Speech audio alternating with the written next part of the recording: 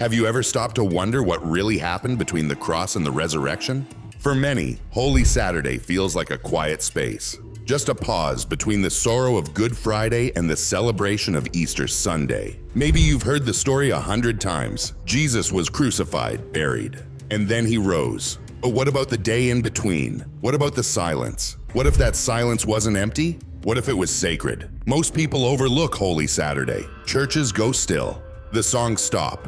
But in the unseen realm, something far greater was unfolding. Jesus wasn't just resting in a tomb. He was moving, fulfilling ancient prophecies, confronting darkness head-on, and opening a path that had been closed since Eden. This wasn't a break between miracles. It was the battleground where eternity shifted. And what if I told you that this quiet day, this hidden day, speaks to something deeper? That it holds truths we rarely talk about. Truths that could reshape how we view suffering, silence, and the moments when God feels far away. Because hope doesn't only rise in the light. Sometimes it's born in the dark, in the stillness, in the waiting. In this video, we'll uncover what really happened on Holy Saturday. Not just in the tomb, but in Scripture, in the spiritual realm, and in the very heart of God. And by the end, you'll see why this day might be one of the most powerful moments in all of redemptive history, and why it matters to your faith more than you think. Before we dive in, don't forget to like this video. It helps bring God's truth to more hearts. Comment below. What does Holy Saturday mean to you? And if you know someone who feels stuck in their own Saturday, share this with them. Let's begin. Some people live their entire lives between a personal Good Friday and their own Resurrection Sunday, caught in the middle, waiting for hope to rise again. If that's you, this message might be exactly what you need. A reminder that even when heaven seems silent, God is still at work. There was a day when the skies held no answer. No voice from above, no angelic light, no trembling of the earth. It was the day after the Lamb was slain, but before the stone was rolled away. Holy Saturday. The body of Jesus lay still in the tomb, wrapped in linen. The crowds had vanished. The disciples hid behind locked doors. The temple stood quiet, the veil already torn. But the world didn't yet understand what it meant. This was a day of silence, but not a silence of abandonment, not a silence of defeat. It was the silence of mystery, sacred, hidden, and alive. Because even when the voice of God isn't heard, His hand is still moving. Even when the heavens are quiet, His will remains unshaken. The Lord is in His holy temple. Let all the earth keep silence before Him. This silence wasn't a void. It was reverence. The stillness before the birth of something new. A holy pause before the dawn of redemption. Though unseen, the king was still reigning. The women waited. Their spices were ready but untouched. The Sabbath law held their hands still, while their hearts ached with longing. They had watched Him breathe His last. And now, everything was silent. The stone was sealed. The tomb was closed. But even in that place, Scripture whispered truth. Psalm 88, a cry from the deep, says, "I am counted among those who go down to the pit. You have laid me in the lowest pit, in the darkest depths." These ancient words echoed through the silence of that sealed grave, not just words of suffering, but of presence. A presence buried deep, yet never abandoned. Holy Saturday wasn't a forgotten moment. It was part of the plan, as sacred as the prophets, as old as creation, because once before, God rested on the seventh day, when the work of creation was complete. And now again, He rested, this time in a tomb, because redemption was finished. And on the seventh day, God ended His work, which He had made, and He rested. This Sabbath was unlike any before it, but it carried the same breath of holiness. The Son had done what He came to do, and His final words still hung in the air. It is finished. Now, He lay in the tomb, but not as one overcome. He lay there as one who had accomplished everything He came to do. The silence that followed wasn't the kind that comes from defeat. It was deliberate, holy, purposeful, a silence charged with meaning. The stillness of that day was not an afterthought. It was part of the plan. Between the death of the old and the birth of the new, the world held its breath. We often rush past this day, hurrying from the cross to the resurrection. But Holy Saturday sits in between, not as a filler, but as a revelation. It shows us something we rarely talk about, the quiet, in-between space where nothing seems to happen, yet everything is being transformed. Jesus wasn't waiting in that tomb because He had to. He rested there because the work of salvation had been completed. Just like God rested on the seventh day of creation, he rested again, not from weariness, but from fulfillment. This moment mirrors the first Sabbath in Genesis. Back then, God looked at all he had made and declared it good. Now, in the tomb, the Son had finished a different kind of creation, the redemption of humanity, and he rested once more. But this time, the cost had been blood. Meanwhile, the world above kept turning. The city returned to its routine. The disciples locked their doors, unsure of what would come next. The religious leaders likely felt they had silenced a threat, and the women who loved Jesus prepared spices they could not yet use, their grief suspended by Sabbath laws. It was a strange tension. Life had not moved forward, but it also couldn't go back. Yet even as everything looked still, God was on the move in ways no eye could see.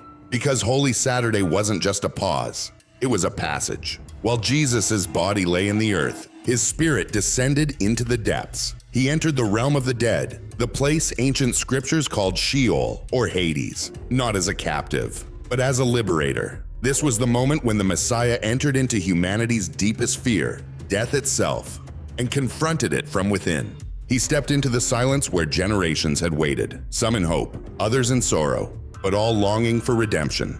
David wrote centuries earlier, "The cords of the grave entangled me. The snares of death confronted me." That psalm wasn't just poetry, it was prophecy. It described the reality Jesus willingly walked into. And yet, unlike every soul that had ever entered that place, he came with authority. He didn't come to stay. He came to bring people out. It wasn't the lake of fire. It wasn't Judgment Day. It was a waiting place, sealed in silence, untouched since the earliest days of humanity. When Jesus cried out, "Father, into your hands I commit my spirit," and took his final breath, his body was laid in a borrowed tomb. But his spirit didn't stay still. He descended, not in weakness, not in shame, but with purpose. He didn't go down as a victim. He went as a king on a mission. The Lord of life did not come only for the living. He came also for the dead. He stepped into the depths not to suffer again. That part was finished. He went to break what had held people captive, to open doors that had been locked since the fall of man, to bring light to places where no light had reached since Eden. The Apostle Peter speaks to this mystery with quiet clarity. He writes, "He went and preached to the spirits in prison." These weren't people walking the earth. They weren't angels.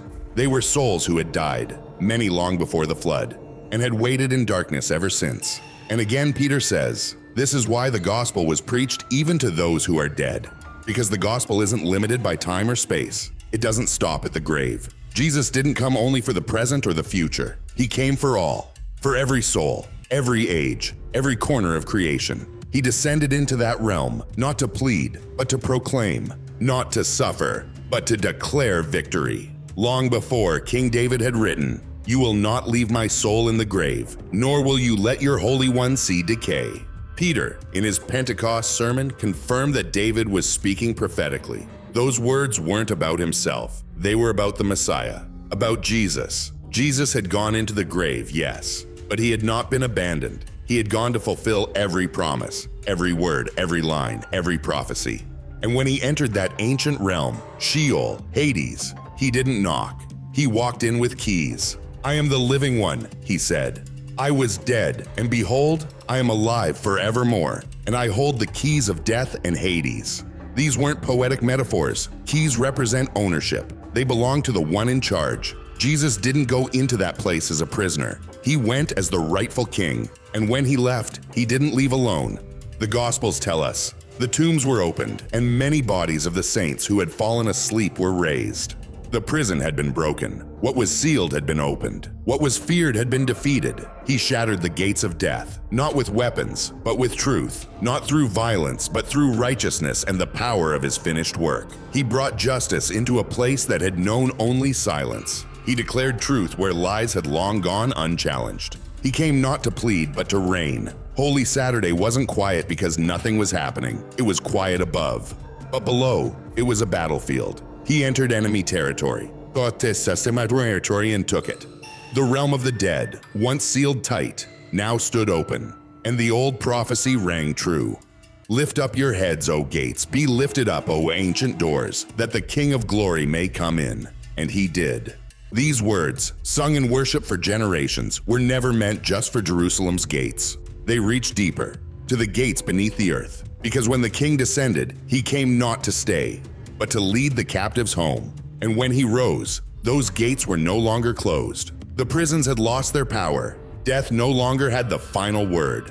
The grave had lost its claim, and the silence of that long Saturday had become the sound of victory. As Jesus' body was gently wrapped in linen and laid in the tomb, creation itself seemed to pause. The sixth day was complete. The seventh, the Sabbath, had begun. But this was no ordinary Sabbath. This was the day when the Lord of the Sabbath rested, not in a temple built by hands, but in the center of the earth. Long ago, God had blessed the seventh day and made it holy, because it was the day he rested from his creative work. Now the Creator rested again. But this time it wasn't creation that was finished. It was redemption. The cross was his labor. The tomb was his rest. And the silence of Holy Saturday was not emptiness. It was overflowing with meaning. Luke tells us quietly but powerfully. It was the day of preparation, and the Sabbath was beginning. The women who had followed Jesus from Galilee prepared spices and perfumes and rested on the Sabbath in obedience to the command. Luke 23:54-56. They waited, and so did the earth. The one through whom all things were made now lay completely still.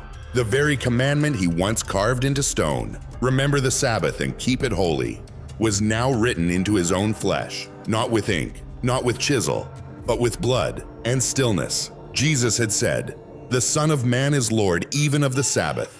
Mark 2:28. And now, he stepped into that day not to break it, but to fulfill it. The book of Hebrews reveals this mystery gently. There remains then a Sabbath rest for the people of God. For anyone who enters God's rest also rests from their own work, just as God did from his. Hebrews chapters 4:9-10. Jesus had cried out, "It is finished," and with that, he entered his rest. Not the rest of weariness, but the rest of completion, a rest deeper than anything known since creation. This was the Sabbath beneath all Sabbaths, the quiet beneath all quiet, a divine pause that reverberated through heaven and earth alike. In Exodus, the Lord said the Sabbath would be a sign between him and his people, forever. For in 6 days the Lord made the heavens and the earth, and on the seventh day he rested and was refreshed. Exodus 31:17. Now the Son, the image of the invisible God, rested again. But this time, he rested within death itself.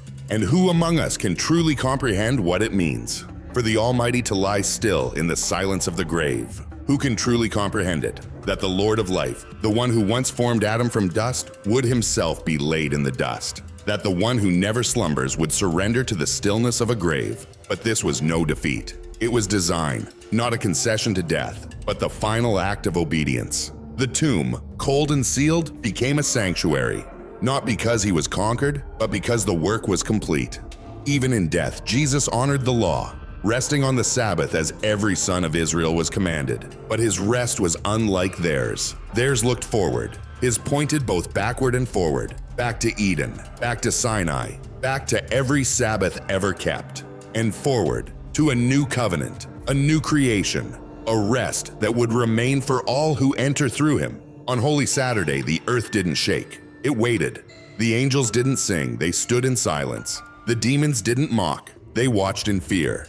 The king wasn't lying there in weakness, he was reigning in majesty. This was the rest that would unlock every other rest. Because when Jesus rose, he didn't just roll away the stone from the tomb, he rolled away the burden of the old covenant. He fulfilled his own words, "Come to me, and I will give you rest." Matthew 11:28. That rest didn't come cheap. It came through blood, through suffering, and now, through silence. On Holy Saturday, the Sabbath wasn't just remembered, it was fulfilled. For centuries, death had spoken the final word, a heavy curtain drawn across every life, whispering the same sentence that echoed from Eden, "You shall surely die." Since that day, the grave had swallowed everyone, prophets, priests, kings, children, and no one ever came back. But on this day, something was different. Someone was inside death who did not belong to it. Jesus' body lay still, but his spirit moved like fire through shadowed halls. He hadn't disappeared. He had descended. 1 Peter 3:18-19 tells us plainly, Christ was put to death in the body but made alive in the spirit, and through the spirit he went and proclaimed to the spirits in prison. This wasn't a message of second chances. It was a proclamation of victory, a declaration of dominion. Jesus, fully alive in spirit, walked through the stronghold of death as the conquering king, not as a guest, not as a prisoner, but as its rightful owner. Every dark power that had rejoiced at the cross now stood in stunned silence. The darkness was no longer safe. The veil wasn't just torn from top to bottom, it was being shredded from within. Hebrews says it clearly, that through death he might destroy him who had the power of death, that is, the devil, and free those who all their lives were held in slavery by their fear of death. Hebrews 2:14-15. And that's exactly what he did. This wasn't just symbolic, it actually happened. While the stone remained in place and guards stood watch, something was unfolding beyond what anyone could see. Not on the surface, but deep within the spiritual realm. Psalm 24 says, "Lift up your heads, O gates, and the King of glory shall come in." That day, those words became reality, not in the temple courts, but in the depths of death itself. Jesus had said, "No one takes my life from me. I lay it down and I take it up again."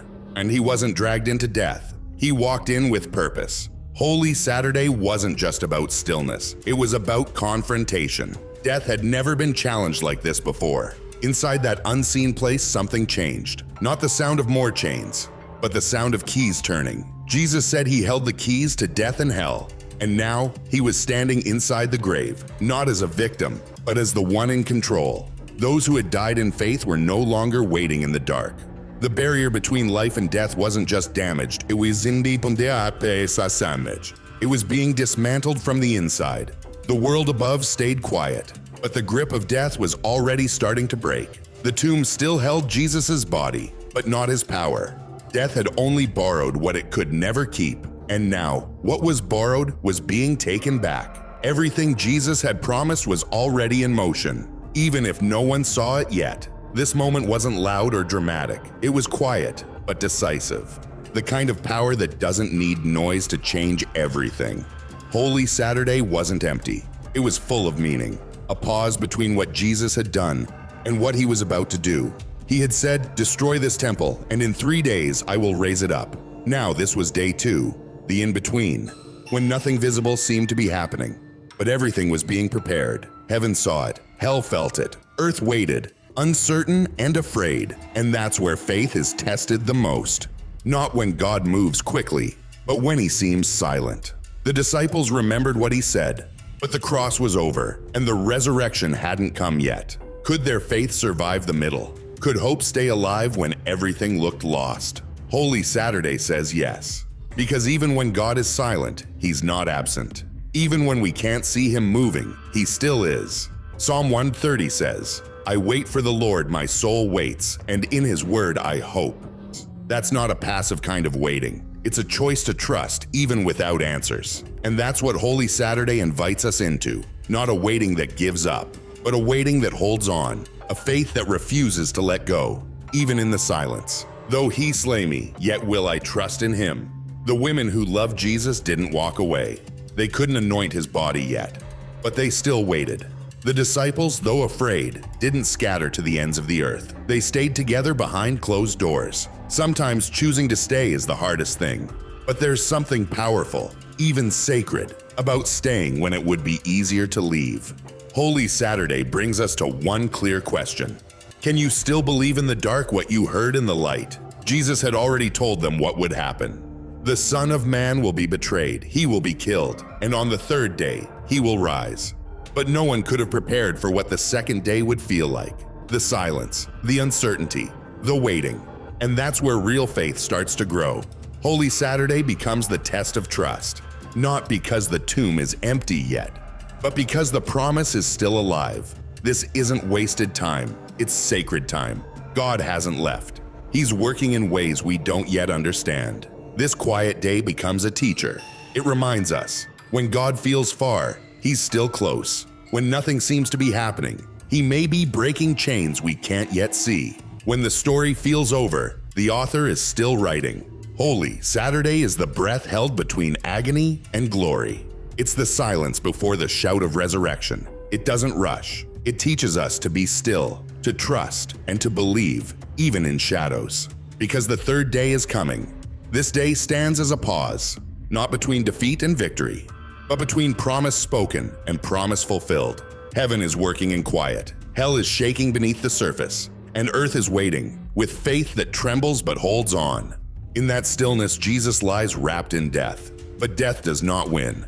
The grave does not hold. Chains are breaking behind the scenes. Ancient gates are opening. The veil between life and death is being torn, not with noise, but with supernatural power. This day teaches us to wait, not in fear, but in reverent trust, to believe that God is moving, even when he seems silent. Holy Saturday whispers, don't give up in the dark. The sun will rise again, and the stone will not stay sealed. Now that we've walked through the hidden truths of Holy Saturday, the silence, the stillness, the sacred waiting between death and resurrection, let's take a moment to pray.